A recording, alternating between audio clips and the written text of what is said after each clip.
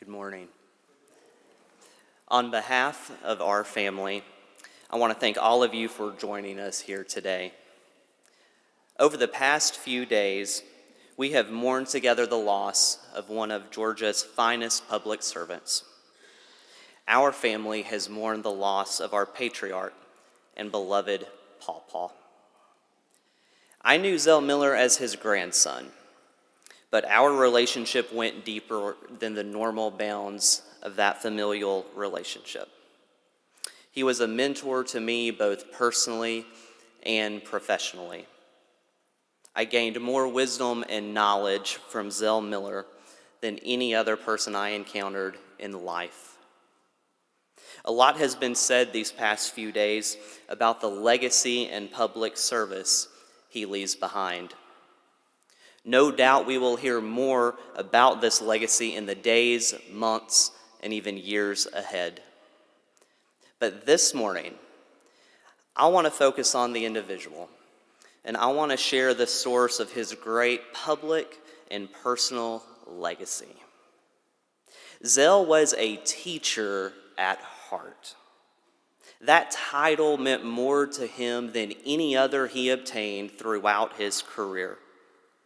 Whether he was in his home or your home, in the state capitol or in Washington, D.C., Zell was a constant learner and gifted teacher. Our family and those who were closest to him were blessed to graduate from Zell Miller University. I am confident he would not want this moment to pass without the opportunity to remind and instill in others what he valued as life's greatest lessons. And so please allow me to share a few lessons from my favorite teacher and what I believe he would want in his final lecture on life. On persistence, Zell once said, "Dare greatly, reject the rejection, and never, never give up." On loyalty, Zell wrote, "When I became governor, it was loyalty that kept me from getting a big head and making big mistakes. I always knew where I came from and where I was going back to." In the North Georgia mountains, we have a saying, if you ever see a turtle on a fence post, you know one thing, join with me, it didn't get there by itself. Someone put it there. On respect. Consistent respect for ourselves and others will go a long way toward solving the many problems of society. On courage. No human attribute is more needed or more sadly lacking in today's climate of expediency and self-gratification than courage. Zell was a prolific writer. He constantly put pen to paper when he realized something he learned or thought that could benefit others. Some of that writing became laws that still benefit us today. Some of that writing became essays and books for us to study. And some of that writing became letters many of you have received that is just what you needed to hear. On his 70th birthday, February 24th, 2002, Zell wrote a personal letter to our family, I've got mine right here, that he entitled Some Lessons Learned by 70. It was 14 lessons Zell had learned by 70 that he wanted his family to know. Each one is just as important today as it was then, and I want to share them with you this morning. Number one, do not be afraid to fail while going after something you really want. You will always learn from it. Never give up. Persistence will overcome everything else. I guarantee it. 2, if you listen more than you talk, you will not only learn more, but people will think you are smarter, not dumber than you really are.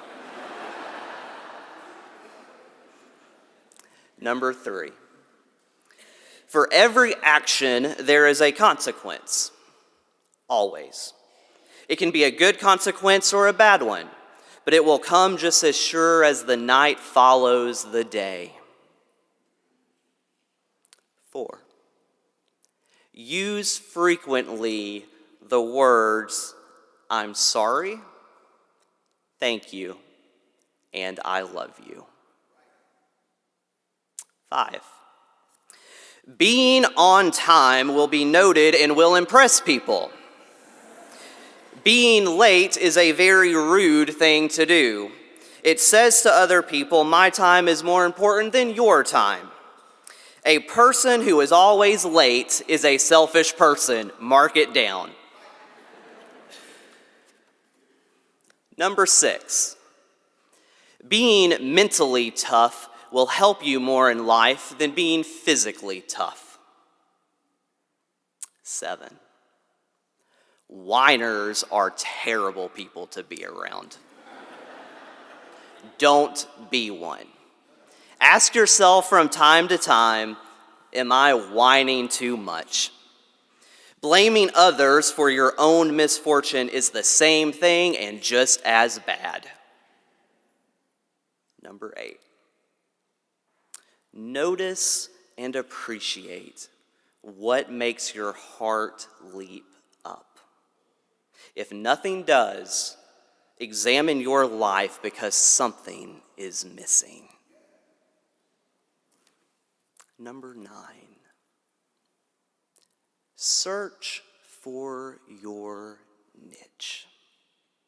This may take years, although often it comes early in life. There is something out there that you can do better that no one else can. You have a knack and a talent for it. Find it. It's there. And keep in mind that other people have a knack and a talent for something that you don't. Number 10, from time to time, make yourself do something you don't really want to do. It will make you stronger.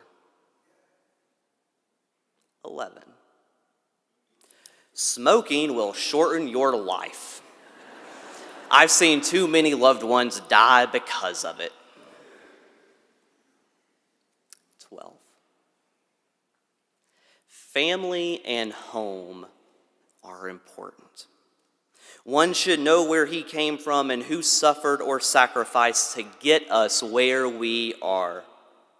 Having a sense of family and having a sense of place is going to be increasingly hard in this modern, fast-moving, ever-changing world.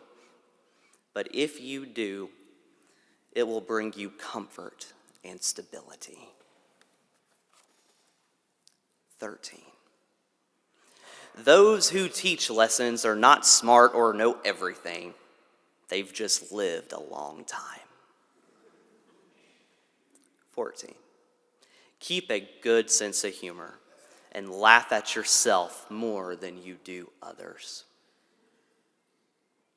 Several books can be written on the lessons Zell Miller taught us. For me personally, some of the most important are these. Every person has a gift or talent that when put to use can make this world a better place. When you find yours, help others find theirs. The fruits of labor come only to those who first labor for the fruit. Marry your best friend. If you're lucky, she will be your toughest critic. And finally, take what you want, saith the Lord. Take it and pray for it.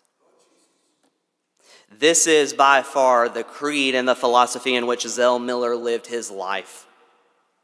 He was an adult before he found out that that verse was not in the Bible, but it was in the gospel according to St. Birdie.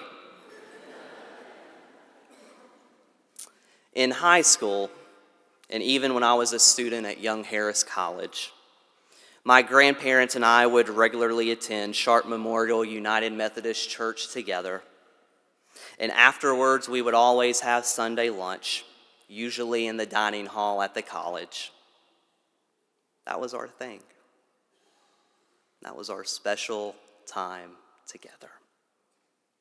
And another chance for me to learn from my favorite teacher. When I graduated, my grandparents gave me a Bible. And in it, Zell wrote, "Some of the happiest moments of our lives have been when you sat between us in the pew at Sharp Memorial United Methodist Church." I keep this Bible in the desk in my office to remind me of some of the happiest moments of my life as well. Zell taught me how to be a good man, a citizen, a son, and a husband. Zell taught many of us how to lead and be a good friend. But most of all, Zell taught us how to live a happy life in service of others. May you rest in peace, my favorite teacher, my pawpaw, until we meet again.